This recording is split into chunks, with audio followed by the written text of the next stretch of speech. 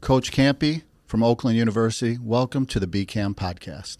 It's my pleasure to be here. You know how important the BCAM is in my life and should be in every coach of the state of Michigan's life. So anything we can do to promote it and shout it out about it and get people to understand what you guys do, I'm here for it. Well, thank you for that. One of the things that we talked about at the clinic today was developing skills. You have a national reputation of developing point guards. Can you talk a little bit about how you go about fostering that in your program, and now you have a reputation for that? How did that all come about? Well, the reputation came about because I was fortunate enough to recruit some really good point guards. We've had 3 different point guards lead the nation in assists, and we've had a point guard lead the nation in scoring, and another one finished second in the nation in scoring. Those are all different people. So you get a reputation based on how talented they are in that. But, you know, one of the reasons they can do that, I think, is our system plays. And I as a coach, firmly believe that the point guard position is the most important position on the court, and that in order to win, you have to have a good one, and he's got to be an extension of what you as a coach want. And so I'm pretty hard on them early on in their careers, but by the time they're juniors and seniors, they pretty much run the show themselves. So I think one of the things that we've been successful with is putting the ball in their hands and letting, we want our point guard to touch the ball every possession. If there's 80 possessions on offense, we want that ball in his hands all 80 possessions. And when they know that and they understand that and they understand their importance to the outcome of the game, then it's a lot easier to talk to them about, lowering your turnover rate, leading the country in assists, being that guy that is more happy to get assists than to score. Kay Felder was first in the country in scoring, first in the country in assists and third in scoring, so he did both. Kendrick Nunn was a guy that did both. But that mindset, if you're the point guard at Oakland, that ball's going to be in your hands. You're going to have freedom to make decisions.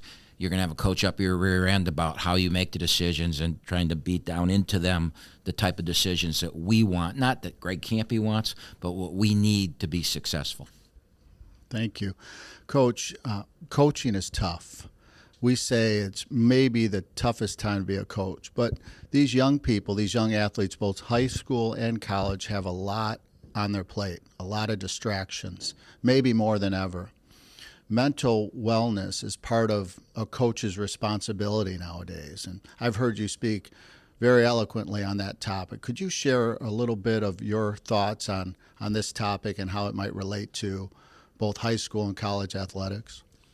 Well, I think that social media has changed the world, and I think that the whole United States of America, our country, mental illness, mental stability is a problem everywhere. And I think that this generation, this group that's coming through it, and all my years of doing this, every generation's different. But this generation has grown up in a world of, so much pressure on them. I never had to worry about social media. I never had to worry about who liked my tweets. I never had to worry. I had parents and coaches and my teammates. That's all I worried about. Now everybody's got the whole world because everything we do is public now. In the old days, yeah, my team was public, our games were public, but now you got players that, I had a kid named Jamal Cain who, he's playing in the NBA now. He missed a dunk that cost us a game, and if you would have seen the things that people tweeted at him or sent him through instant message and things like that, it was appalling.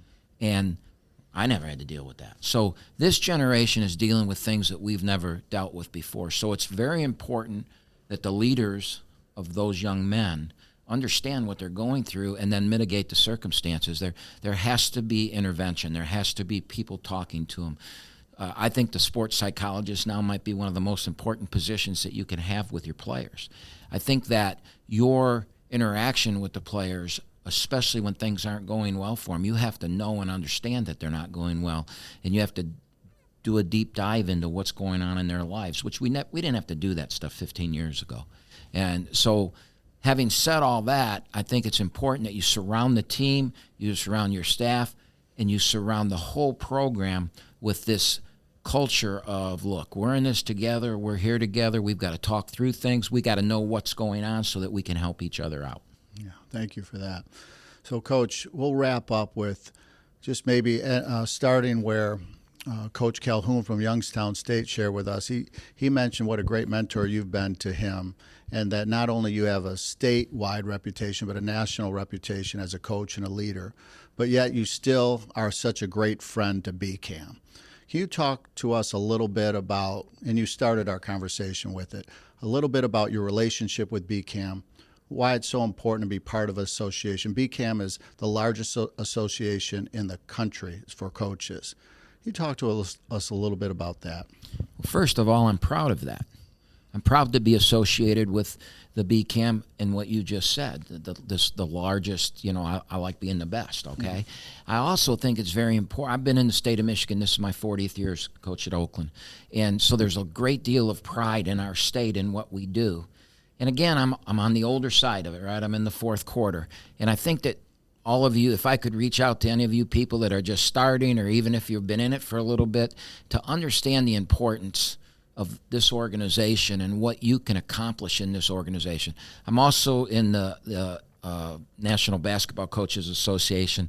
I'm a Congress member there because I think it's important that, I don't want to be the guy that bitches about everything. I want to be the guy that's in the middle of it, helping make the rules, helping sway the decision makers and giving data to those people. And I think everybody in this state should have that same opinion and feeling about being part of BCAM.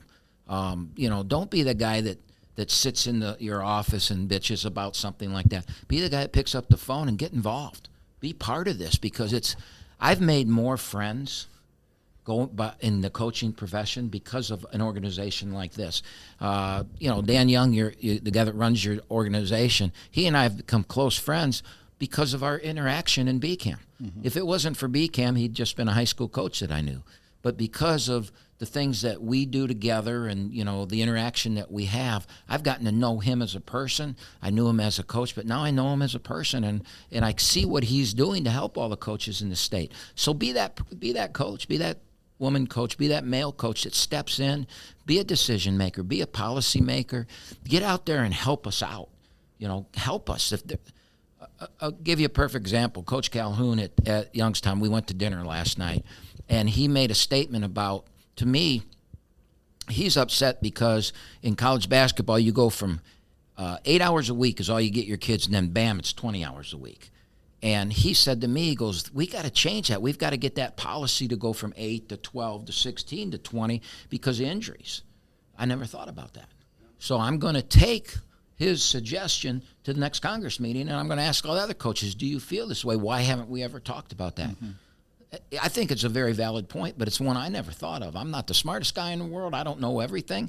But being part of an organization that can communicate and talk, be civil to each other, and help the game grow and help us grow as people, I don't think, when it's all said and done, it isn't about how many wins I was able to have as a coach. It's about who the people I know, what kind of impact I had on our players, and then more importantly, what kind of impact and friendships that I have with everybody in my business. Well, Coach, on behalf of BCAM, thank you for joining us on our podcast, and thank you for your friendship to BCAM. My pleasure. My name is Dan Young. I am the Executive Director of BCAM, the Basketball Coaches Association of Michigan. We are the largest coaches association in the United States. We believe that better coaching always matters. It's a really difficult time to be a coach, but at the same time, it has never been more important time to coach.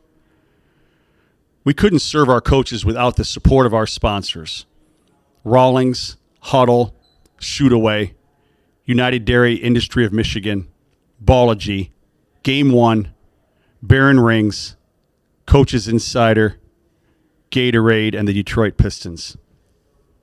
We encourage our members and listeners to support those who support us.